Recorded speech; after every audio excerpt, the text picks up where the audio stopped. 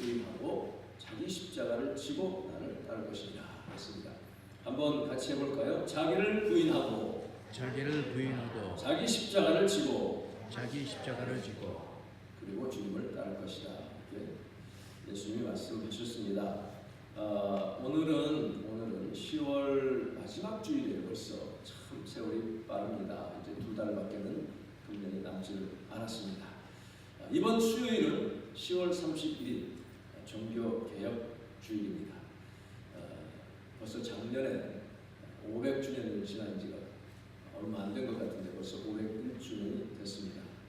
그 당시 귀텐베르크 대학교 독일의 교수면서 수도원 수사였던 마르틴 루터가 인달전스라고 하는 면죄부 또는 면벌로 그 돈을 내면 연옥에서 천국으로 올라간다, 죄를 다 용서받는다고 하는 그것에 반대해서 95개 조합 반박문을 써붙인 것이 계기가 됐습니다. 그래서 그때로 촉발된 종교개혁의 물결이 그 이후로 이제 스윙글리란과 칼빈이 그 기치를 이어받아서 전 유럽 전역에 퍼져나갔고, 스코틀랜드에서는 존 락스가 스코틀랜드 장로교회를 이제 세운 이후로 전 세계에 개신교의 물결이 퍼져나갔습니다.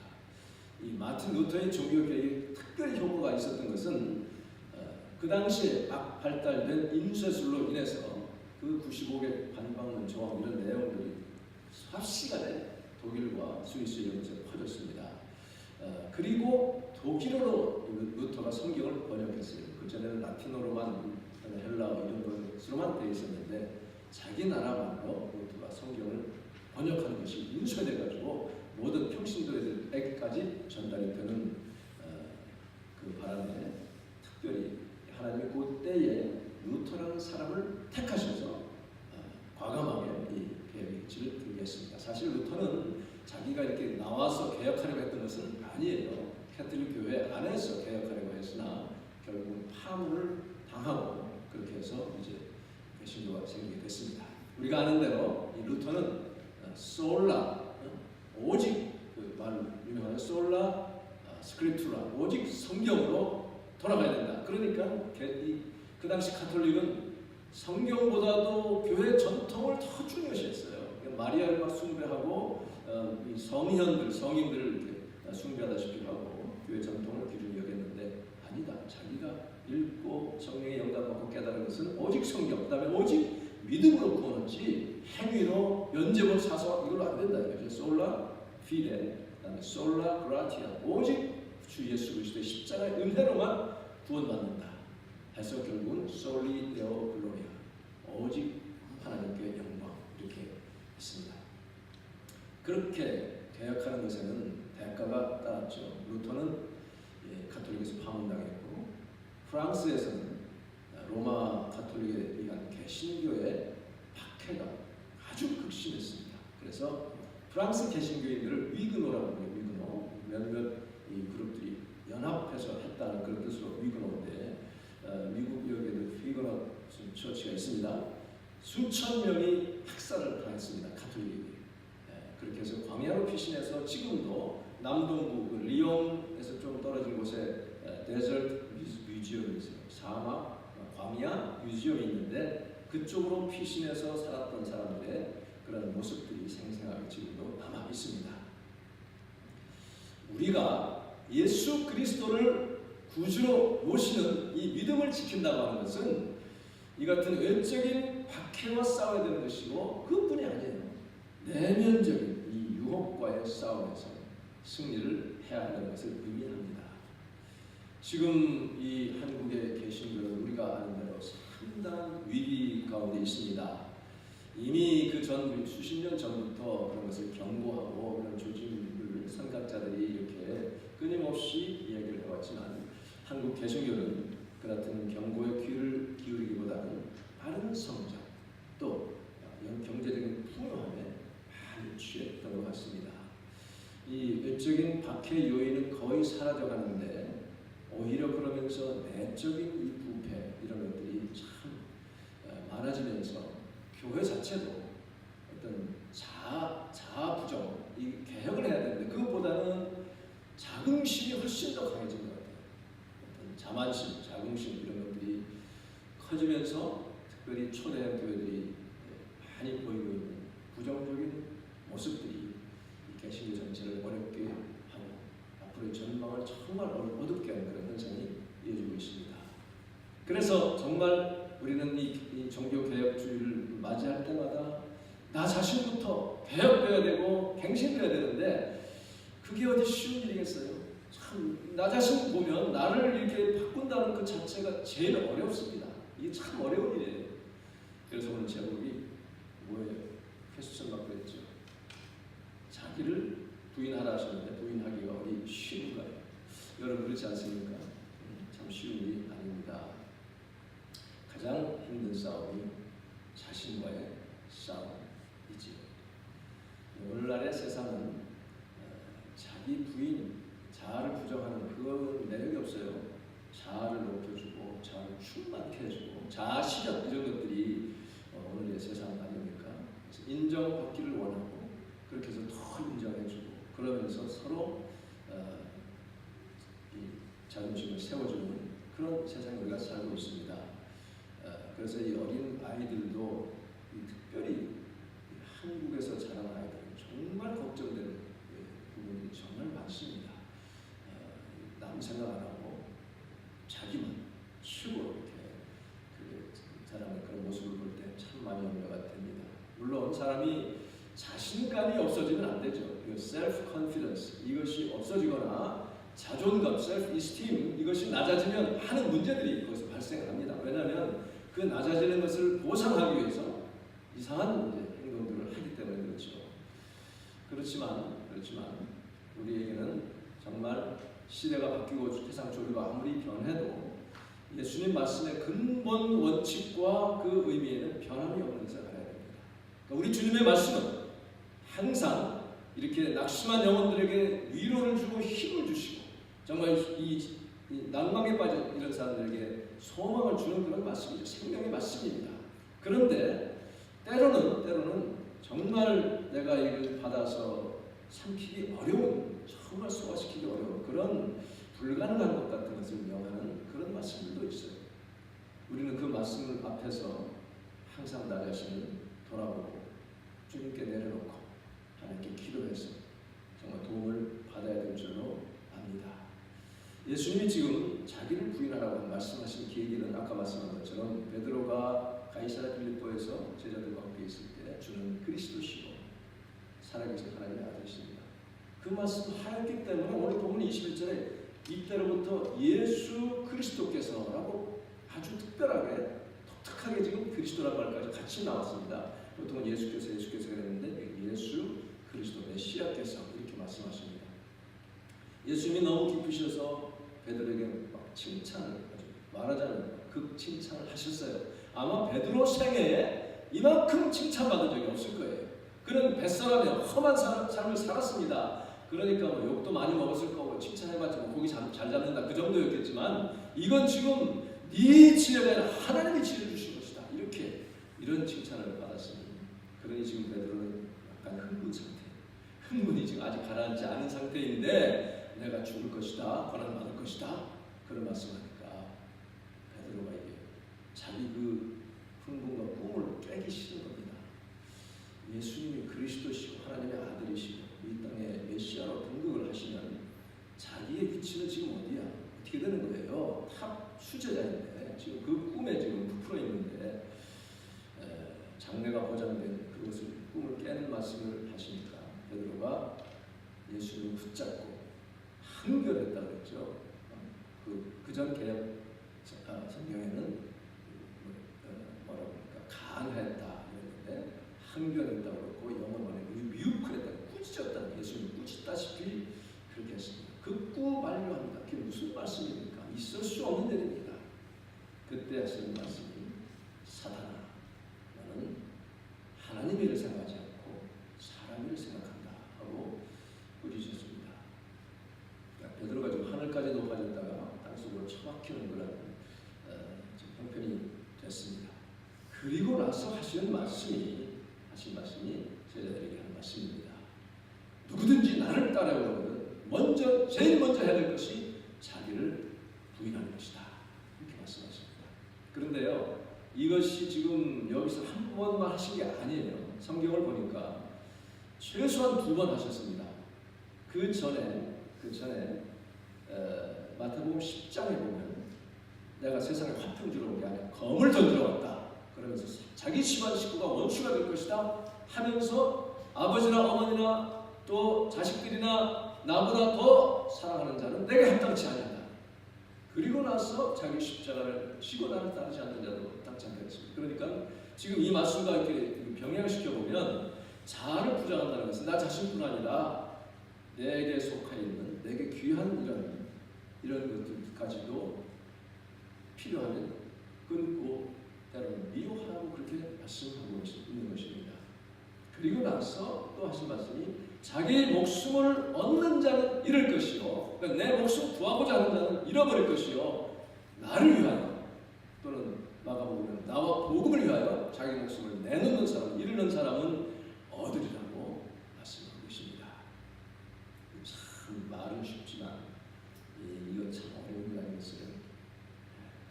누가복음 9장에서는 요 같은 오늘 본문과 같은 그런 오케이전에 같은 계제에 특별히 날마다가 추가돼요. 누구든지 나를 따르거든 자기를 부인하고 날마다 제 십자가를 지고 나를 것입니다. 우리가 지금 살펴보는 이제 보게 될 토마스 아켄투스의 그리스도를 본받아야 보면 또 날마다 나 자신을 처소시키고 날마다 주님 앞에 나가는 훈련하지 않으면 안 된다는 것을 말씀하고 있습니다. 그러면서 선한을 얻고도 자기를 잃든지 빼앗기든지 무엇이 유익하느냐. 하루라도 자아를 이기는, 자아를 버리는 그런 연습과 훈련하지 않으면 어느새 나도 모르게 내 자아가 솟아올라온다, 그런 말씀입니다.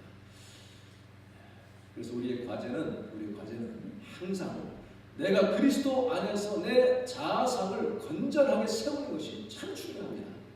나를 너무 비하시키는 것도 하나님의 뜻이 아니고 나를 높이는 것도 하나님의 뜻이 아니고 건전한 자기 확신, 셀프 컨피던스, 그리스도 안에서 가지는 이것이 정말 우리에게 필요한 일이고 중요한 것이고 우리의 숙제가 아닐 수가 없죠. 내 자아를 지키려고 안 내으려고 하면 결과는 잃어버리는 것밖에 안 된다는 것입니다. 그래서 건전한 이 자아상을 가지려면 자기 부인에서부터 시작이 되어야 된다, 이렇게 말씀하고 있습니다. 그래서 이 말씀들을 누가복음, 마가복음, 마태복음 다 하고 요한복음에도 또 그런 말씀을 하셨어요. 요한복음 12장 24절 우리가 아는 대로 한 알에 미리 땅에 떨어져서 죽지 않으면 하나님께 드리고 죽으면 많은 열매를 맺느니라 하시고, 그 다음 25절에 보면 자기의 생명을 사랑하는 자는 잃어버릴 것이, 세상에서 자기의 생명을 미워하는 자는 영생하도록 보존하리라, 그렇게 말씀하셨어요. 그러니까 내 자아를 내려놓고 자기를 부인하는 것. 그러니까 이 말씀들에서 세 가지 키워드를 요약한다면 하나는 자아 부정, 자기를 부인하는 것이고, 둘째는 자기 십자가를 지는 것이고, 세 번째는 자기 친족과 내 생명까지도 주님을 위해서 내어놓으라, 그런 거죠. 잃어버릴 각오를 해라. 그래야 영생하도록 보존하리라, 그렇게 말씀하고 계십니다.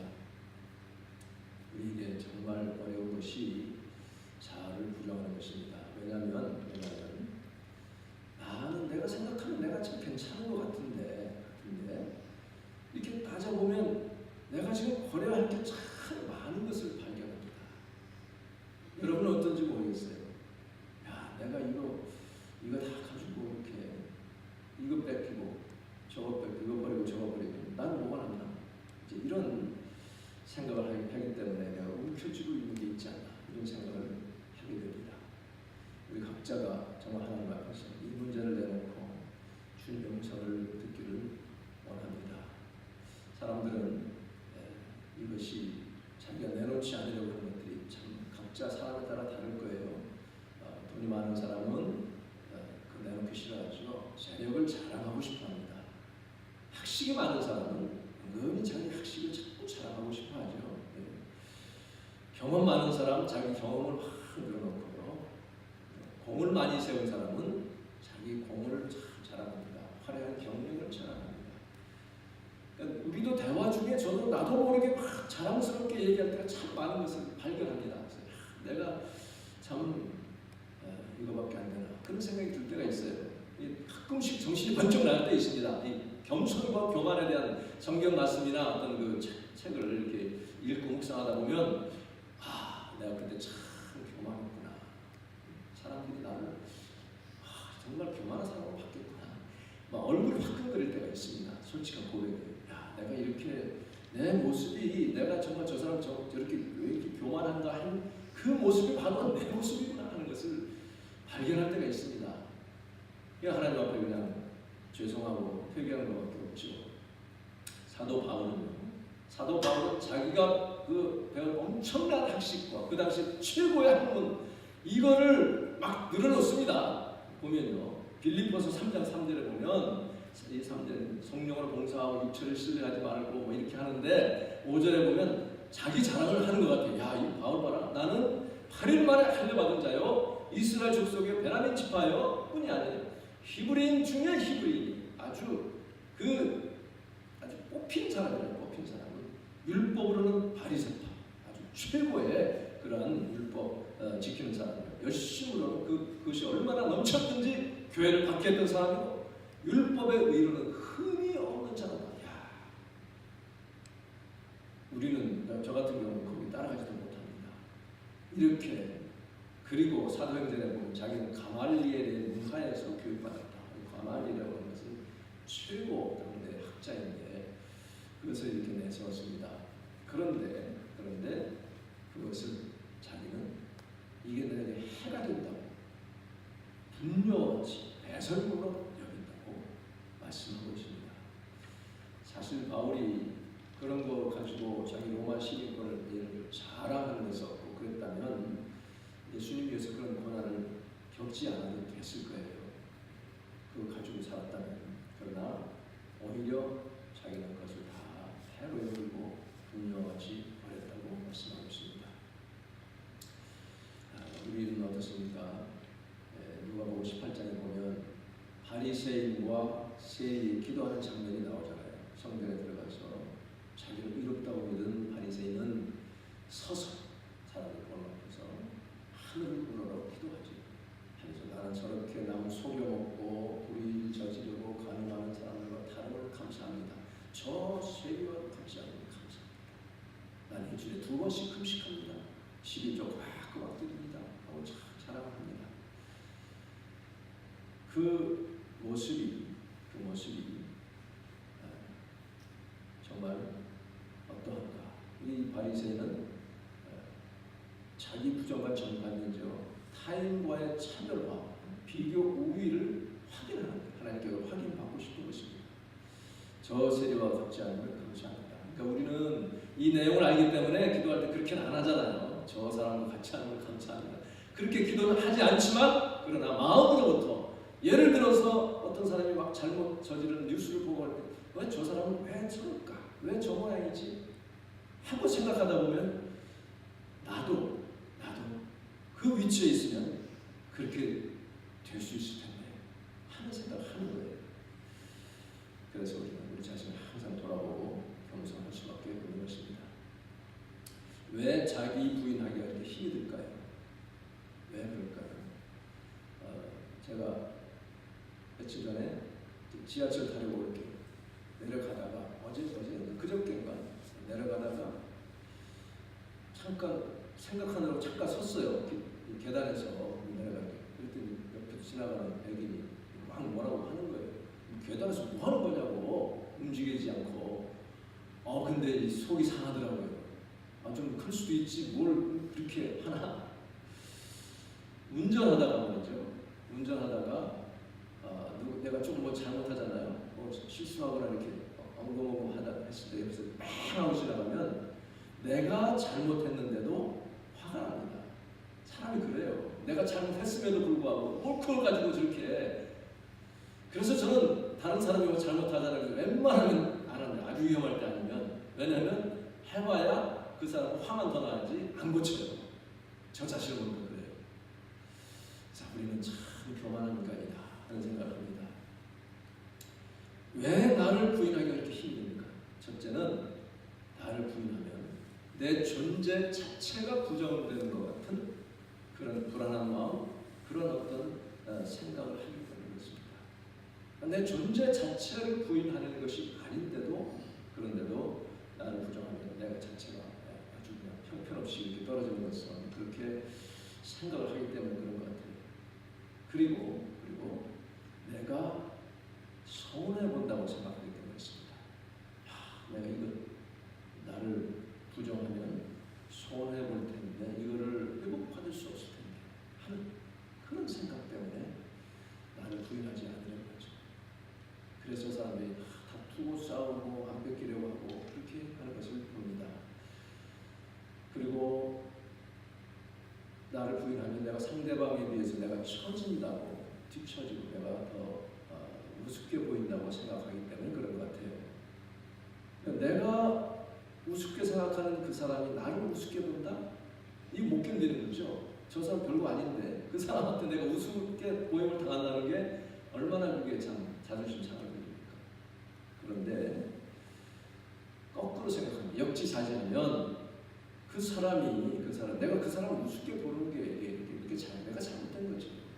그 사람도 하나의 인격이고 뭐 하나 행동이 잘못된 것이 있는데 그 인격 자체를 내가 무시하게 되면 이것이 하나님 앞에 바르지 못한 것이다. 그래서 알 수 있습니다.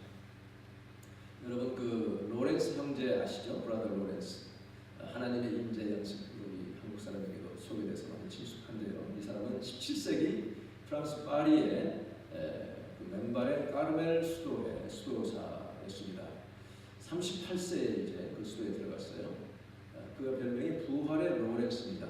그러니까 부활의 로렌스인데 브라더 로렌스 오브 레저렉션 이렇게 이제 수도명으로 불리기 시작했는데, 그는 평생을 평수사로 지내면서 부엌일도 없고 샌들을 수선하고 이런 일, 아무리 비천한 일이든 그야말로 3D 직업도 불평 없이 잘 이렇게 감당을 했어요. 그래서 이것이 주님의 일이다 생각하며 정말 험한 일, 허드렛 일, 이런 비천한 일들을 앞장서서 하는, 그럼으로써 나중에 그는 누구도 넘볼 수 없는 그리스도의 성품의 사람으로 이렇게 가게 됐습니다. 그래서 가톨릭이든 개신교든 공히 참 그분을 이렇게 아주 사모하고 애도를 합니다.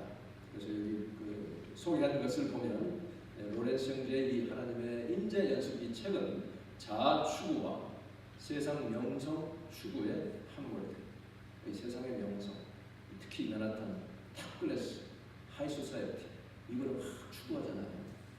우리의 영적인 현실에 큰 각성자가 될 것이다, 이렇게 하고 있습니다. 잘 알려진 일화가 있죠. 나이가 먹어서 늙은 나이에 어느 문제 많은 수도원에 이제 들어가게 됐습니다. 늙은 수도사가 왔다는 소식에 그냥 젊은 수도들이 다 모여들었어요. 그래가지고 너 수도사가 왔고요. 여기는 나이와 관계없이 밥그릇 순서로 서열이 정해지니 가서 부엌일이나 보시오, 그릇이나 닦으시오 하고 그러는 거예요. 참 못됐죠, 수도사들이. 로렌스 형제 도착하자마자 숨 돌릴 틈도 없이 예 그러죠. 그리고 주방으로 쫓겨나서 갔어요. 가서는 접시를 닦는 겁니다. 한 번도 불평하지 않고 한 달, 두 달 접시를 닦습니다. 이 젊은 수도사들은 정말 뭐 힘도 없고 뭐 아무것도 볼품 없는 이 늙은 수도사 말도 너무 잘 듣고 하니까 뭐 얼마나 멸시했겠어요. 깔고 천대구가 쉬지 않고 했습니다. 아낌없이 그렇게 멸시천대했어요. 한 석 달 지났을 때 그 수도회 감독이 그 수도를 방문했습니다. 젊은 수도사들은 무슨 지적받지 않을까 쩔쩔매고 있었어요. 잘못 걸리면 뭐 엄청난 또 그 징계를 받으니, 감독이 그러죠. 어찌 원장이 안 보이는가? 누가 원장인지 짐작해 가시죠. 원장 찾습니다. 어디 가셨어요? 그러니까 이 수도사들이 원장님 아직 부임하지 않으셨는데, 무슨 소리야? 3개월 전에 내가 로렌스 수도사를 이곳에 원장으로 파견했는데,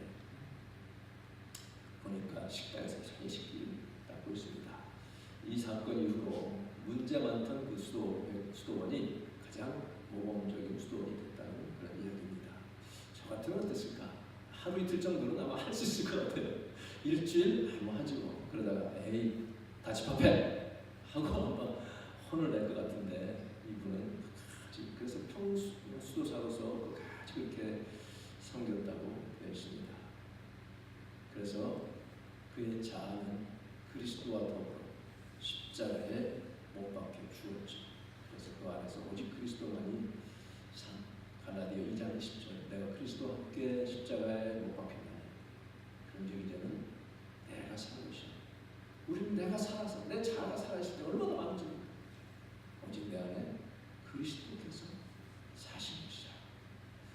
이 사도 바울의 이 말씀 참 우리 심령에 다시 한번 새겨야 될 것입니다. 그래서 그는 날마다 죽었어요. 자아에 대해서 그냥 한 번 하고 그친 것이 아니라 사실 우리 매일 안 하면요 효과가 오래 안 갑니다.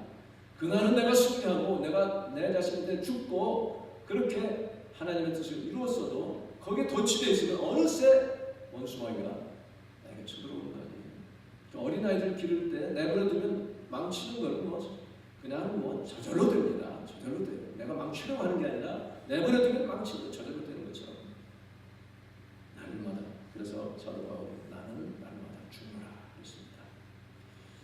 내 자아는 죽고 그리스도는 매일 살아가는 게 그게 참 브라더 로렌스의 길이었고 우리의 길이 될 줄로 믿습니다. 저는 이 젊었을 때에 열등의식과 많이 싸웠어요. 왜 그랬는지 하여튼 굉장히 심한 열등의식 때문에 막 죽고 싶을 정도로 죽지는 못하고 그렇게까지 이렇게 했는데 이게 말이죠. 그 열등의식이 카운터액티브라고 해요. 상담을 받아보니까 그 반작용으로 우월의식으로 바뀌는 겁니다. 그러니까 한쪽은 열등의식이 있고 또 한쪽은 내가 요거는 저 사람보다 낫지 자꾸 비교하고 이런 그런 우월의식으로. 그래서 열등의식이라고 하는 건요. 뭐라고 사전적인 설명이 있느냐면 내가 인정받고 싶은 욕구와 창피당할지 모른다는 두려움 사이의 갈등에서부터 비롯된 것이다. 이렇게 나오고 있습니다. 그런데 우월의식은 내가 남보다 우월하다는 거죠. 그러니까 자신의 가치와 중요성에 대해서 과장된 평가를 내리는 것. 이것이 우월의식이라고 그렇게 말하고 있습니다. 그러니까 하나님 앞에서 둘 다 잘못된 것입니다. 우리에게 필요한 것은 그리스도 안에서 정확한 자아인식과 정확한 건강한 이 자기 확신 이것을 가지는 것. 이것이 우리에게 가장 필요한 일입니다. 예수님께서 나를 위해서 죽으셨다고 다른 사람 위해서 죽으셨지만 나를 위해서 죽으셨다고 하는 그런 확실한 믿음 안에 있으면 내가 열등의식 가질 필요가 없죠. 나를 귀히 여기시고 나를 정말 하나님의 자녀로 삼으시고 내가 이 땅에서 네가 꼭 필요하기 때문에 이 땅에 보냈다고 하는 그러한 분명한 확신 가운데서 우리는 살아갈 수 있어야 됩니다. 그런데 우리가 그런 확신이 없으면 잘못된 우월감 가지고 남을 누르고 무시하고 그렇게 되기가 참 쉬워요. 그래서 내가 남을 무시할 때는 나에게 그 반대에 뭐 잘못된 부분이 있구나 하는 것을 생각하고 주님 앞에 내어놓고 고침을 받아야 되는 것입니다. 사도 바울이 그래서 이 건전한 자아상 정말 확신 이것이 가장 극적으로 표현한 것이 뭐냐면 빌립보 4장 13절 내게 능력 주시는 자 안에서 내가 모든 것을 할 수 있는 자라는 것입니다. 할렐루야. 한번 같이 해보세요. 내게 능력 주시는 자 안에서 내가 모든 것을 할 수 있느니라. 아멘. 이렇게 고백할 수 있었던 그 앞에 뭐라고 되어 있냐면 자기는 비천한 데도 처할 줄 알고 풍부한 데도 처할 줄 알았어요. 일체의 비결을 배웠다고 그랬어요. 그러니까 내가 남이 비천한 데 처한다고 해서 열등감 가질 것도 아니고 그냥 이것도 주님이 허락하신 거고 그렇게 믿고 받고 배부름과 배고픔 풍부와 궁핍의 일체의 비결을 배운 그로서 하는 고백이 바로 내게 능력 주시는 자 안에서 이런 비천에도 처할 줄 아는 능력 주시고 풍부한 데 있어도 조금 더 거리낌 없거나 주눅들지 않고 그런 일체의 비결을 배웠기 때문에 주님이 내게 능력 주시면 나는 모든 것을 할 수 있습니다. 그런 자신감과 확신을 가질 수 있기를 주님의 이름으로 축복합니다. 아멘. 한 20년쯤 전에는 애송했던 노래가 있죠. 낮엔 해처럼 밤엔 달처럼 그렇게 살 수는 없을까. 요새는 그렇게 많이 안 부릅니다만 욕심도 없이 어두운 세상 비추어 온전히 남을 위해 살듯이 그렇게 그런 찬양 있잖아요. 저녁 예배라고 실컷 부르겠는데 부르진 않겠습니다만 거기 보면 나의 욕심이 나의 못난 자아가 언제나 커다란 짐이 되어서 내 마음을 짓누르니 번복해 하니 예수여 나를 도와주소서. 결국은 예수님 나를 도와달라는 그런 찬양 아니에요. 주의 사랑은 베푸는 사랑, 값없이 거저주는 사랑. 그러나 나는 주는 것보다 받는 것 더 좋아하니 나의 입술은 주님 닮은 듯하나 마음은 아직도 주하여 받을 사랑만 계속하고 있으니 예수여 나를 도와주소서. 이 자아를 항상 줄이고 주님의 것을 주님의 자아로 바꾸는 그런 내리 훈련이 있어야 될 줄로 압니다. 자기 십자가를 지고 나를 쫓으라. 339장에 보면 찬송가 내 주님 주신 십자가 지신 십자가 우리는 앉을까. 위계나 있는 십자가 내게도 있더라. 내가 지어야 할 십자가 각자가 다 있는데 이거 피하지 말라 그런 얘기죠. 2절에 보면 내 몫에 태인 십자가 늘 지고 가리다 그랬습니다. 이게 태였다고 하는 것은 이것은 그 수동태예요. 원형이 타다. 몫으로 정하여 받는 돈을 타다 이 타는 거 있죠. 또 선천적으로 지닌 거 타고났다 그거예요. 그것이 수동태에서 내 몫에 태인 내가 주님께 몫으로 받은 이 십자가 늘 지고 가리다. 그렇게 할 때에 그것이 고통이나 못 견딜 일이 아니라 감사가 되고 기쁨이 되고 감격이 되는 거예요. 나 같은 사람에게도 이런 십자가를 주시다니. 나한테 이런 남을 위해서 정말 예수님 이름 때문에 고난도 받고 무시도 당하고 짓밟힘도 당할 수 있게 하시다니. 그래서 사도들은 어떻게 했어요? 예수님 때문에 박해받는 그 합당히 여긴 것 때문에 기뻐했다고 그랬잖아요. 이것을 우리가 그 비결을 알면 정말 우리에게 큰 기쁨이요 소망이 될 줄로 믿습니다.